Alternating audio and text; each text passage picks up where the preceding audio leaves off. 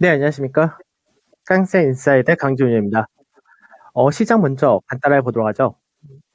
지금 보게 되면은 거래소는 0.3% 정도, 2,700을 중심으로 소폭의 하락을 나타낸다 돼 있고, 코스닥은 강보합 정도 돼 있는 케이스죠. 그러니까 시장 자체가 지금 국내 증시가 상대적으로 이제 글로벌 증시 대비해서 아직까지 좀 약세가 나타난다 그런다. 약세 배경이다라고 하면은 아직까지 수급이 굉장히 좀 약한 편입니다. 그래서 거래소 같은 경우는 외국인의 매도가 뭐 세다 이렇게 볼 수는 없지만 외국인과 기관의 동반 매도가 나타난다는 거고요. 코스닥 같은 경우는 외인들의 매도가 있는 반면에 기관에서 매수가 일부 들어온다 정도 이렇게 보면 되겠죠. 그래서 현재 보게 되면은 우선 외국인들이 거래소에 대해서는 어떤 종목들은 팔고 어떤 종목은 산다 이렇게 된다.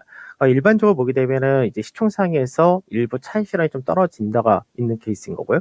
그리고 나서 이제 선물에서의 매도가 좀 나타난다는데 선물에서의 베이시스가 좀 약하게 현재 전개되고 있기 때문에 이 부분이 프로그램 매도가 같이 연결되는 그런 흐름이다. 이렇게 봐야 되겠죠. 보통 이제 선물 쪽의 흐름이 현재 외국인들이 어떤 포지션을 지금 자꾸 움직인다 이런 게 아니기 때문에 결국 시장에서 프로그램도 들어왔다 나갔다가 좀 반복된다 정도 이렇게 생각하시면 될 것 같고 환율 자체는 이제 1205원에서 1215원 정도에서 등락을 보이다가 나중에 1205원을 어떤 이슈로 인해서 이탈할 거냐 이 정도만 생각하시면 될 것 같습니다. 그래서 현재는 미선물이 소폭의 하락을 보이고 있고 그 중국 증시는 소폭의 강세를 보인다 되면서 어떻게 보면 국내 증시에 영향을 주는 중국이나 미선물이나 거의 혼조로 움직인다 정도 될 수가 있겠죠. 아무래도 이제 단기간에 올라갔던 종목군들에 대해서는 차익 실현이 나타날 수밖에 없다 되는데 이 부분이 현재 거래대금하고도 많이 연관이 되어 있습니다. 지금 거래대금을 보게 되면은 이제 거래소와 코스닥 양시장 모두 오늘은 거래대금이 좀 작은 편인데 특히나 거래소가 코스닥보다 좀 더 거래대금이 약한 그런 흐름을 보여주고 있기 때문에 결국 차익 실현이 떨어진 쪽과 그리고 강세를 띨 쪽이 나눠진다 되겠죠. 근데 이제 이 부분도 업종별로 차별화가 좀 강하다 이렇게 보기보다는 실제로 종목별 흐름이 좀 더 강하다 되는데 최근 들어서 인터넷 플랫폼 같은 경우는 뭐 카카오 그룹 같은 경우가 상당히 많이 올라왔죠. 그래서 이쪽에서가 오늘 카카오뱅크라든지 페이까지 해서 하락이 좀 나타난다 되고 제약도 요 근래 상당히 많이 올라갔던 케이스였는데 오늘 이제 매주온이 한가를 가면서 좀 심리적인 부분에서 차익도 좀 떨어진다 되겠죠. 그다음 건설은 이제 지난주 금요일 날 믿고 다가 반등이 나왔다가 다시금 그 가격대까지 역시 약세를 띈다 되고요. 그 해운주들 같은 경우도 차익 실현이 HMM을 중심으로 나타난다 됩니다.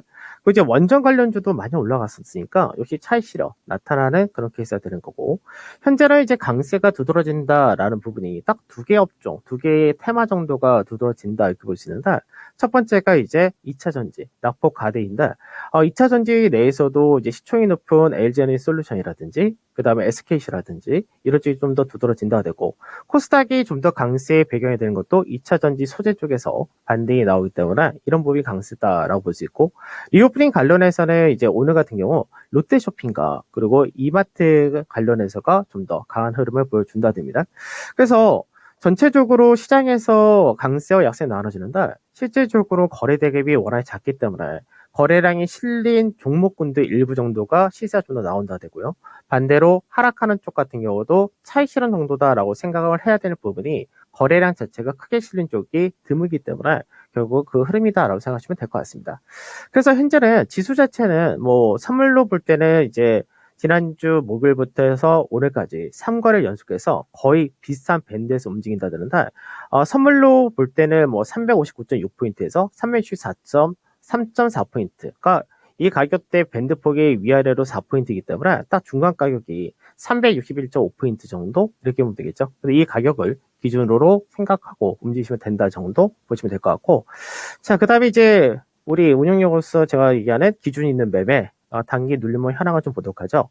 현대건설이 계속 왔다 갔다 합니다. 그래서 같은 매수가 밴드 거의 차이가 없는데 어느 정도 이제 가격 조정이나 기간 조정은 거의 마무리가 돼가는 그런 모습이다라고 보고 있는데 아직까지는 소폭 매수가 대비해서 좀 내려온 그런 상태가 돼 있고 OCI 같은 경우는 계속해서 11만 3천 원짜리 때 여기를 계속 저항으로 인식을 금요일 날도 했었죠. 그러면서 오늘은 소폭 약세를 띄고 있지만 11만 원대에서 역시 움직인다 되고 그다음 LG 디스플레이 같은 경우는 오늘 목표가를 소폭 상향하는 쪽으로 가야 될 것 같은데 이제 지난주 금요일까지도 이제 22,250원 이런 자리대를 계속해서 두들겼는데 결국은 2만 원 전후의 좁은 밴드를 올라타는 모습이 나오기 때문에 이 가격대에서는 좀 더 윗자리로 목표가를 높여도 좋다 이렇게 말씀을 드리고, 삼성전기도 이제 오늘 뭐 한두 호가 정도의 차이가 있긴 하지만 여전히 흐름이 좋은 쪽으로 잘 전개되고 있기 때문에 목표가까지 무난히 그대로 끌고 가면 되겠죠.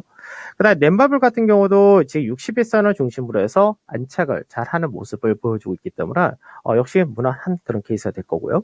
그다음 통신 같은 경우는 에지오포스가 현재 1% 정도대 하락을 하면서 매수가에서 아직까지 한 1에서 2% 사이 여기서의 소폭의 손실을 아직까지 유지하고 있다 되고 있고, 현대중공은 거의 보합권 전혀 큰 차이가 없죠. 그래서 소폭의 수익을 보고 있는 케이스인데 뭐 그대로 전략적인 부분에서는 변동이 없을 것 같습니다. 그럼 이제 오늘 목표가 상향을 한다라고 말씀드렸던 이제 LG 디스플레이를 잠깐 좀 보도록 하죠. LG 디스플레이 같은 경우를 먼저 보게 되면 LG 디스플레이가 실질적으로 시장에서 계속해서 2만 원 자리대를 왔다 갔다 한다 이렇게 된다. 실제 LG 디스플레이 같은 경우는 앞서도 말씀드렸듯이 이 밴드 자체가 이제 19,900원에서 2만 원 요 사이가 계속해서 최근에 들어서의 밴드 상단 자리 이렇게 되는 케이스고, 앞전에 이제 시장에서 과하게만 빠졌다가 그리고 18,800원 자리대 여기를 이제 올라타면서 올해 진입을 한 건데, 이 가격대를 중심으로 해서 현재 왔다 갔다 하지만 실제로 상단 자리를 안착하는 그런 과정을 보여준다가 되겠죠. 그럼 보통 상단 자리를 안착한다 되게 되면 이 기본 마디폭 하나를 위로 열어준다 된다. 이렇게 될 경우는 추가적인 상단 자리가 뭐 21,000원에서 21,300원 이런 자리까지 열린다 됩니다. 다만 중간에 저항대를 이제 61선이 내려오는 과정이기 때문에 이 라인대를 한번 정확히 수 있다 되겠죠. 그래서 내일이나 모레 정도 되면은 이게 좀 더 내려와서 2600원에서 700원까지 내려올 수 있다 되기 때문에 그 라인대까지를 좀 더 본다 정도. 근데 목표가 뭐 아주 크게 상향한 건 아니지만 조금 더 시간을 생각한 것보다 하루나 이틀 정도 늦은 케이스라서 좀 더 윗자리로 설정해도 괜찮다 이렇게 말씀을 드리도록 하고요. 그 다음에 이제 오늘 시장에서 또 눌림 종목으로서 진입할 만한 것이 뭐가 있나 라고 볼 때 이제 두 가지 정도를 보면 될 것 같은데, 첫 번째가 이제 오늘 아침에 이제 모닝쇼에서도 잠깐 설명을 해드리긴 했었지만 이제 현대두산인프라코어 이쪽에 대해서 좀 관심을 가지자 이런 쪽을 말씀드리고, 그다음에 현대제철 역시도 관심을 가질 필요가 있다 이렇게 보는 건데, 자 이들 종목에 대해서 한번 보도록 하죠. 현대두산인프라코어 같은 경우는 이제 낙폭 가대주다라고도 볼 수 있고, 최근 들어서 이제 뭐 현 정부의 정책이나 이런 것들 여러 가지 있는데, 실질적으로 보게 되면 앞전에 이제 작년에 이제 뭐 기업이 분사를 하고 뭐 이제 앞전에 두산 이 안에 여러 가지 있던 거에서 분사하고 왔다 갔다 한다 되면서 주가 자체가 상당히 많이 빠진 케이스입니다. 그래서 주가 자체가 밴드를 만들었던 자리가 6,500원에서 7,000원 조금 윗자리 요 라인대에서 밴드를 만들었다는데, 지금 현재 박스권의 중간 마디짜리다 이렇게 되는 거죠.